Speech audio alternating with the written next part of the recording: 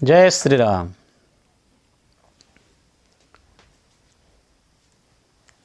पूज्य राम भक्त वृंद, आसन सुंदरकांड कथा फिर आलोचना करमु। सरकार तो फिर लॉकडाउन बढ़े देले। आमे समस्ते आगे जनता ऋषि मुनि माने पर्वत गुंफारे बसी करी राम कथा करुथिले, ध्यान करुथिले, तपस्या करुथिले। सेंती वर्तमान से परिस्थिति आसी जाइए। लॉकडाउन पीरियड रे निजर निजर घरे बसी करी मोबाइल माध्यम रे आमे समस्ते राम कथा श्रवण दर्शन कीर्तन करमु। आमे काली आलोचना करिथिलु सत्संग विषय रे कहिथिले लंकिनी रामदूत हनुमान के काण कहिथिले, तात स्वर्ग अपवर्ग सुख धरिय तुला एक अंग, तुलन ताहि सकल मिले जो सुख लव सत्संग। कहिथिले सत्संगर सुख ठारू सुख आर किछि नहीं ना संसार। हे तात, हे हनुमान, हे रामदूत, आपन को बारंबार प्रणाम करुचे। मोर अहोभाग्य आज मु आज सत्संग कली। आमे गोटे जगार बसिकरी 50-100-200 लोग बसिकरी खोल कुबजी करी आमे जेन कीर्तन करूथुनु, सत्संग करूथुनु, खाली सेटा के सत्संग करमु सेंती किछि नहीं। आमे आगरू बारंबार आलोचना करिचु सत जिनिस सहित हमर मन के बारंबार संग कराबाटा सेटा होचे सत्संग। हनुमान होचन रामकर परम भक्त, सब बेले सत्कार्य करवा लोग, तेणु से होचन सत लोग। सत लोकर संग आज मुझे सत्संग आज संग हेली, सत्संग ही गला बेले लंकिनी। सत्संग प्रकृत रे भक्तबंधु सत्संगर महिमा अनंत।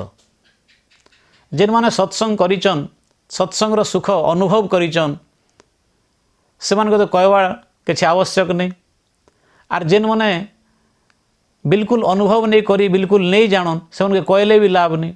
किसी बुझन नहीं। तेणु सत्संग गोटे अवर्णनीय कथा, सेटा तार लगी भाषा नहीं ना, तार लगी शब्द नहीं ना। सत्संग गोटे इनती सुख। थरे विश्वामित्र, राजर्षि विश्वामित्र आ ब्रह्मर्षि वशिष्ठ,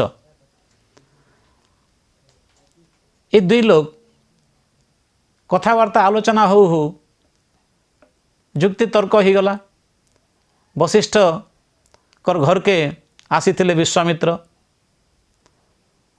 वशिष्ठ तांको अतिथि भाव में स्वीकार कले आर कहले जे हे विश्वामित्र, आपणकर आश्रम के मुई जाइथिली जे आपण मुके कहिथिले जे मुई तुमके 100 वर्षर तपस्यार फल दौचे बेले आज मुई आपण के एक लव अति अल्प समय लव जेनटा सेतकी सत्संग र पुण्य फल मुझे आपको प्रदान करुचे बेले। विश्वामित्र के टे भल नहीं लगला। कहले मोर घर के आपन आसीथिले जे मुई 100 वर्षर तपस्यार फल आपन के प्रदान करिदेली बिना चिंतारे, बिना द्विधारे। आर आपन घर के आसीचे जे मुई एक लव बेले निमिषरु भी कम समय सेतकिर सत्संगर सुख गोटे से मगे दौचन, सत्संगर फल दौचन बोले। वशिष्ठ कहले देखन महात्मा, 100 वर्षर तपस्यार फल रू भी एक निमिष की, एक लव की, एक मुहूर्तर सत्संगर फल भी बहुत अधिका। नहीं बुझले विश्वामित्र, तांकर मन के नहीं आसला। तापरे आलोचना ही करी तर्क हैला। तर्क रे कहले वशिष्ठ कहले जे सत्संगर फल होचे बहुत महान, ये बेले तपस्यार फल होचे बहुत महान। शेष रे काण कले जाई करी अनंत नागराज पाके पहुँची गले। मंत्र बल रे पहुँची गले। तांकर तो सब जगह जाई पारुथले, त्रिकालदर्शी थिले,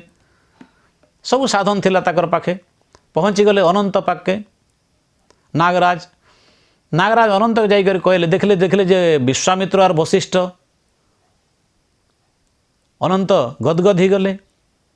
अतिथि सत्कार कले, तांको दिव्य आसन देले, प्रणाम कले, अनुचर मन द्वारा सब सेवा कराले। तापरे वशिष्ठ और विश्वामित्र जीवार कारण पचारे हे महात्मा माने मोर आज अहोभाग्य आपण भलिया महात्मा माने मोर पुरे आसिक पादरज पकाले मुझे धन्य हो गली मोर पुर भी धन्य हो गला बेले हेले आगमन कारण काण वशिष्ठ कहले हे अनंत हे विष्णु भक्त देखो आम दुई जन तर्क करुचु मुई बोलचे सत्संगर पुण्यफल बेसी और विश्वामित्र जी बोलुचन जे तपस्यार फल बेसी। तो अनंत मने मने चिंता कले काहना कहबी सत्संगर पुण्यफल ठार तो पुण्यफल आर किसी नहीं ना किंतु जदि सेटा जदि बड़ बोली विश्वामित्र रागी जीवे ये तो महा क्रोधी लोग विश्वामित्र केनता करी बेले भगवान विष्णु के स्मरणा कले विष्णु को स्मरणा कला परे तो सज्जन वृंद आमके जेते बेले कौनसी धर्म संकट आम पड़ जासु कौन धर्म संकट आमके आसी कौन प्रकार शंका आसी जासी द्विधा भाव आसी जासी द्वंद्व ही जासी मन आर विवेक युद्ध हो जासी से गुरुंकर भगवान इष्टंकर शरणापन्न हवा दरकार से आपे आपे भगवान मार्ग बतई देवे और आमे खाली बुद्धि खटाले किसी नहीं काम दिए। तो भगवान विष्णु को स्मरणा कले दिव्य बुद्धि आसीगला अनंत कहले अच्छा ठीक अच्छे मुई तो एड़े बड़ भार पृथ्वी भार गोटे मोर मस्तक बोईचे मोर मुड़े बोईचे एड़की बड़ भार बोई करी इटा विचार करवार मोर शक्ति कहीं नु आसवा ई भार के आपन के किए टिके बहन करन धरन छने कधे जे मुई सुस्त रे बसिक चिंता करिवार कार पुण्य फल बेसी जे मुई तार परे कहवा लगी चेष्टा करी बेले विश्वामित्र बेले हाँ ठीक अच्छे मु 1 वर्ष तपस्यार फल दीदेली पृथ्वी स्थिर कर रही जाऊ बेले अनंत मूड काढ़वा लगी चेष्टा करुचन पृथ्वी टलमल हो जाए से बेले 2 वर्ष दौचे नहीं है 10, 20, 50 कर 100 वर्ष जाकर पुण्य फल मुझे दी दौचे ये पृथ्वी स्थिर कर रही जाऊ बेले बिल्कुल नहीं है। तापर कहले विश्वामित्र मोर जीवन रे जेते तपस्या कर सब पुण्य फल प्रदान करुचे पृथ्वी स्थिर कर रही जाऊ बेले फिर पृथ्वी टलमल है अनंत तांकर मस्तक के काढ़ीदे मुड़ के काढ़ीदे पृथ्वी हली जाऊे क्या करबे तार निराश गले नतमस्तक गले विश्वामित्र तार वशिष्ठ को कहले अनंत ब्रह्मर्षि वशिष्ठ आपण हेले किसी उपाय करन बेले ब्रह्मर्षि वशिष्ठ कहले हौ ठीक अच्छे नागराज अनंत जदि मुई काय मन वाक्य प्रकृत रे भगवान को स्मरण करी करी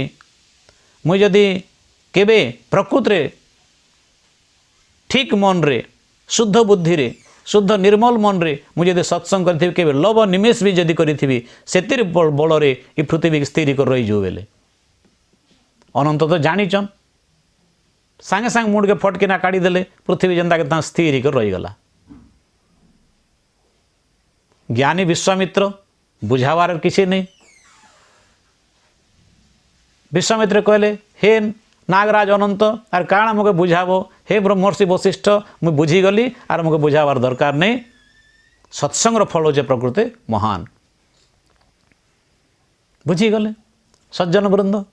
सत्संगर फल एते महान जे तार लगी कौन वर्णना करवाली भाषा नहीं ना शब्द नहीं ना तार लगी तेणु लंकिनी काण कले तात स्वर्ग अपवर्ग सुख धरिय तुला एक अंग तुल न ताही सकल मिली जो सुख लव सतसंग। तेणु सज्जन वृंद आमे भी समय बाहर करी करी समय क्या मिले नहीं समय कहीं घिनी आनवा जिनिस नहीं से कोटी कोटी अरब अरब खरब खरब टंका थिले भी से दिन से समय नहीं किणी पारे संसार सब वस्तु किणीदेवा समय के नहीं किणी पारे। तेणु समय के आम 24 घंटा दिन के 24 घंटा अधिक 25 घंटा ही ना जेड़े बड़ धनी लोक लगे तेणु 24 घंटा भितर एका समय को आमको बाहर करवा पड़वा सत्संग लगे आर जाके पचार आम जी खाली निंग करदेमु जे नाई मो तो टाइम नहीं हबार ना क्या करुच जे मुझे ना ऑफिस जाऊँ ये चाष काम करुचे ये दुकान जाऊँ विभिन्न प्रकार सब कथा बाहर करमु क्या दिले आमे भल भल निज के परिचय देवा लगी मुई करती सत्संग मात्र मो समय नहीं हबार समय हेले करती एटा सब बहाना नहीं चले सत्संग करवा लगी समय बाहर करवा पड़वा जनता टंका कमा लगी इंटरेस्ट थीसी बोली करी समय आपे आपे रात 1 बजे फोन कर जी टଙ୍କା 10,000 दे बोलছে रात 1 बजे जगी थी पड़ोसी क्या लगी से श्रद्धा अच्छे से श्रद्धा जदि सत्संग लगी रहा से जनता कर समय बाहर करवा से लगे शास्त्र में कहुए सर्वं त्यक्त्वा हरिस्मरेत।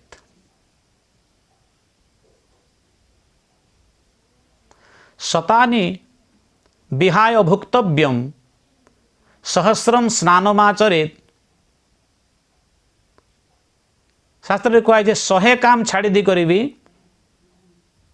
भोजन करी पक, 1000 काम छाड़ी करी भी स्नान करी पक। लक्ष्यानि विहाय दातव्यम 100 काम छाड़ी करी दान करो। और सर्वम त्यक्त्वा हरिस्मरेत। इता तो लक्ष्य भी कहगला किंतु हरिस्मरण करवा लगी भगवान को भजन चिंतन करवा लगी सत्संग करवा लगी सर्वम त्यक्त्वा सबू 100 लक्ष 1000 किसी सीमा नहीं जहाँ काम छे छाड़ी करी सत्संग समय सत्संग निहाती करवार दरकार। बहाना दरकार नहीं, बहाना कले नहीं चले। एटा ये लंकिनी कहले हनुमान के पाई करी तापरे काणे कहले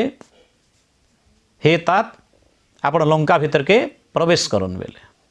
मुझे जानीगली आपण अतुलित बलधाम ज्ञान बुद्धि सबुतिर भंडार रामकर परम भक्त आपण भीतर के लंका भीतर के प्रवेश करन बेले। प्रविशि नगर की जे सब काजा हृदय राखी कौशलपुर राजा। केन्दा कर प्रवेश करबे आपण जदि भी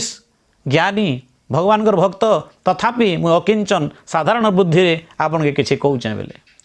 प्रवेश करन लंका भीतर के प्रविशि नगर की जे सब काजा सब काम करन केन्ता करी हृदय राखी कौशलपुर राजा। हृदय भितरे कौशलपुर राजा कौशलपुर अयोध्या अयोध्यापुर चिरंतन सबुदिन राजा हेले रामचंद्र तेणु कौशलपुर राजा बोले रामचंद्र। प्रश्न आसी कौशलपुर राजा तो अयोध्या राजा तो रामचंद्र एतकी बोले नहीं थाई चिरंतन कथा कहले राम नाम जुगे जुगे अच्छे आ राम को सबुदिने अयोध्या राजा बोली कह जासी। तेणु कौशलपुर राजा बोली कहाँ जे कहले अकुशल पुर है लंका अशुभपुर है लंका से भीतर के जीवा लगी कौशलपुर जार ना के सुमरणा करदे सर्वकुशल ही जासी। तेणु से जगह कौशलपुर राजा बोली रघुनाथ ना के उच्चारण कले। रघुनाथर नाम के पवित्र नाम के मंगल भवन अमंगल हारी जे तांको ना के सुमरणा करदे उच्चारण करदे सबू अकुशल भी कुशल ही जासी। तेणु ये जगार कौशलपुर राजा जहाँ जे कि कुशल जहाँ ना रही से होचन कौशलपुर राजा तुम तांको सुमरणा करो आ तुम नगर भीतर के प्रवेश करो। प्रवेश कले काଣା हवा सबू कार्य तुम समाधान हो जावा। वर्तमान ई कथा के काग भुसुंडी महाराज पक्षीराज गरुड़ के बुझौचन आर कौचन क्या बोली करी गरल सुधारी पुकर ही मिताई गोपद सिंधु अनल शीतलाई गरुड़ सुमेरु रेणु समताही राम कृपा करी चितवा जाही। कागभूषुंडी कौचन गरुड़ जी महाराज के कहले काଣା बेले गरल सुधा रिपु कर ही मिताई। गरल बेले विष सुधा बेले अमृत विष भी अमृत ही जैसी। रिपु कर ही मिताई रिपु बेले शत्रु मिताई बेले मित्रता शत्रु भी मित्रता करसी। आर काଣା हेसी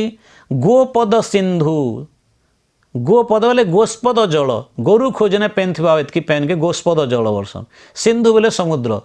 समुद्र एड़े विराट समुद्र विशाल समुद्र गोस्पद भलिया दिसी। अनल शीतलाई अनल बेले अग्नि शीतल हेले शीतलता प्रचंड अग्नि भी शीतल लागसी। विष अमृत ही जैसी शत्रु मित्र रे परिणत ही जैसी। समुद्र गोस्पद जल भलिया लागसी अनल शीतलाई अग्नि भी शीतल चंदन भलिया लागसी। गरुड़ सुमेरु रेणु समताही। हे गरुड़ जी महाराज कागभूषुंडी जी कौचन सुमेरु पर्वत विराट पर्वत सुमेरु पर्वत से रेणु रेणु बोले बाली कोणा धूली रेणु सिड़कीटा लागसी। काके ताही ताके काके राम कृपा करी चितवा जाही। परम कृपालु श्री रामचंद्र जी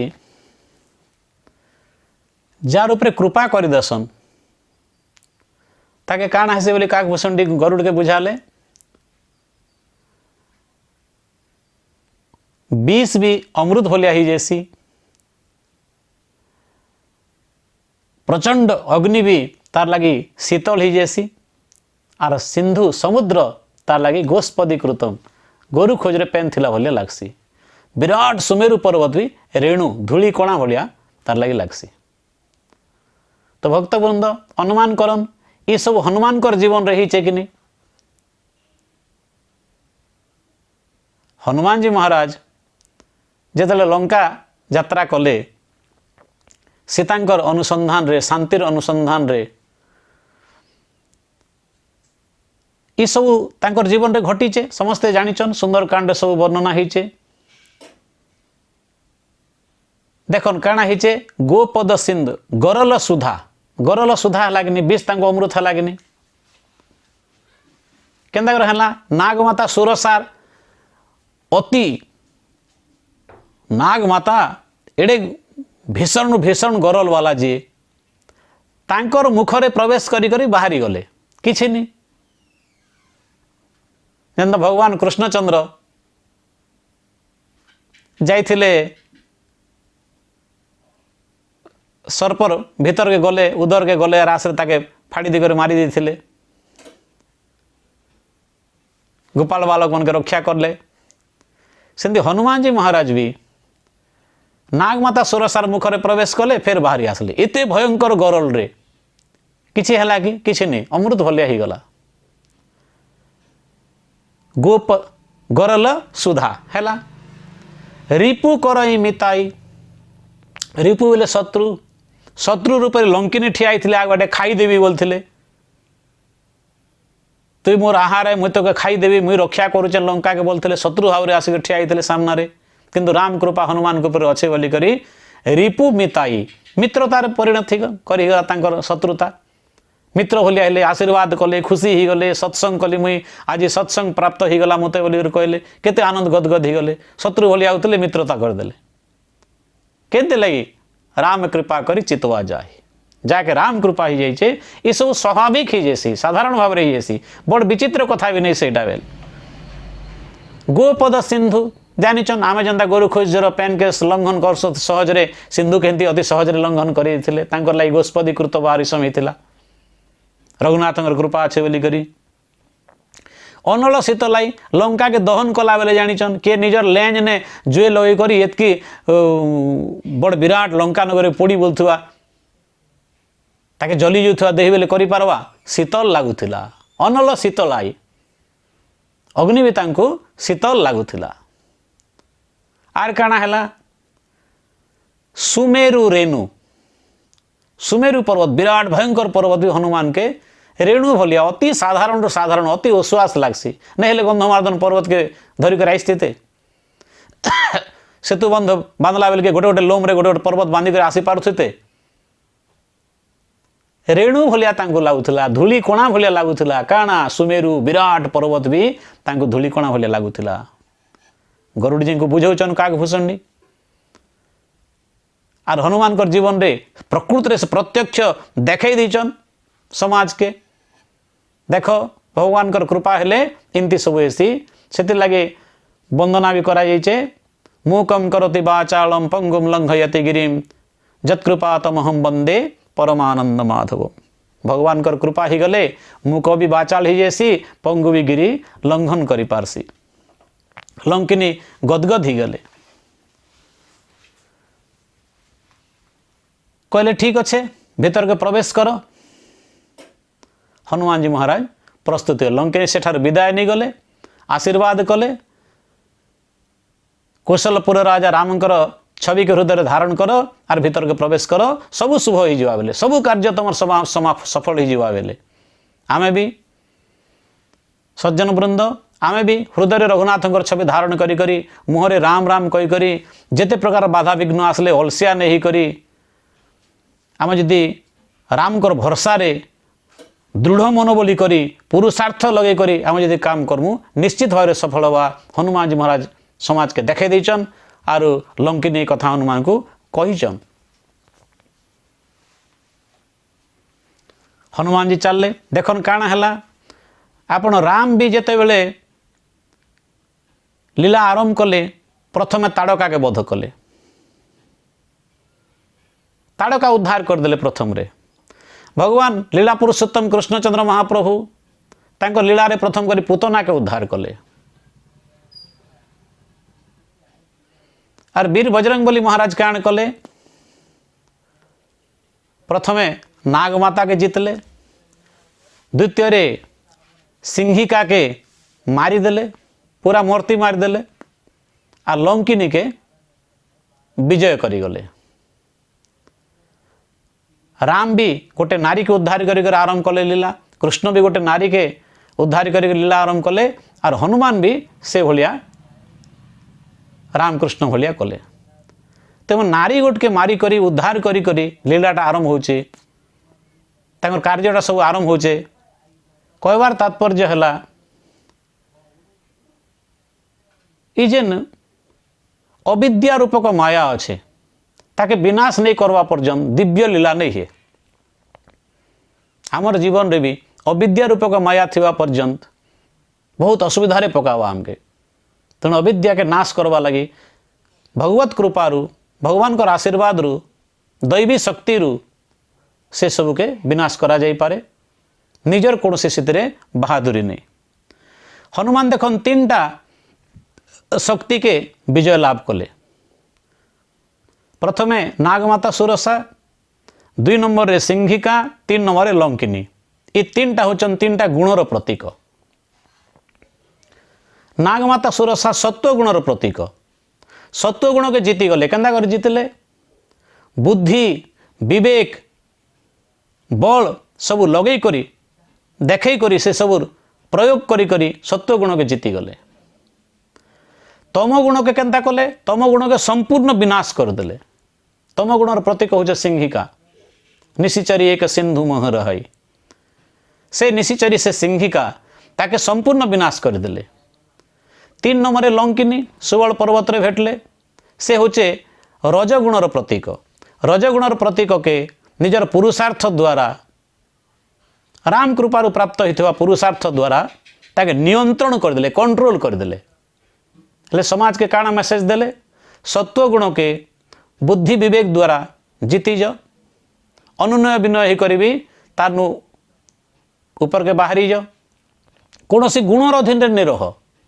रजगुण के कंट्रोल कर नियंत्रण कर बल पराक्रम पुरुषार्थ देखे करी भगवत कृपा द्वारा प्राप्त होता पुरुषार्थ द्वारा आर स्तम गुण के बिल्कुल नहीं रख संपूर्ण विनाश कर दियो आमर भितर भी सत्व रजतम तीन टा गुण अच्छे केते बेले किए प्रकट हेसन सत्व गुण आसला बेले हनुमान जी ताके भी अतिक्रम करिगले रजगुण के कंट्रोल कले आर तम गुण के विनाश करदेले हेले त्रिगुणातीत हनुमान जी महाराज ही गले तीन टा गुण के अतीत ही गले कौन से गुणर अधीन नहीं से भी गुणातीत महात्मा भरत जनता गुणातीत तांकर प्रसंग रे जनता आलोचना जदि केवे करूँ बेले देखबे भरत केंता करी गुहक सवर तांको भेटी दीथिले तीन प्रकार भेटी सत्व रज तम तीन टा गुणर भेटी दीथिले सत्व गुणर प्रतीक फल मूल दीथिले गोटे जगार रजगुणर प्रतीक दीथिले जीवंत पशु पक्षी आर मांस माछ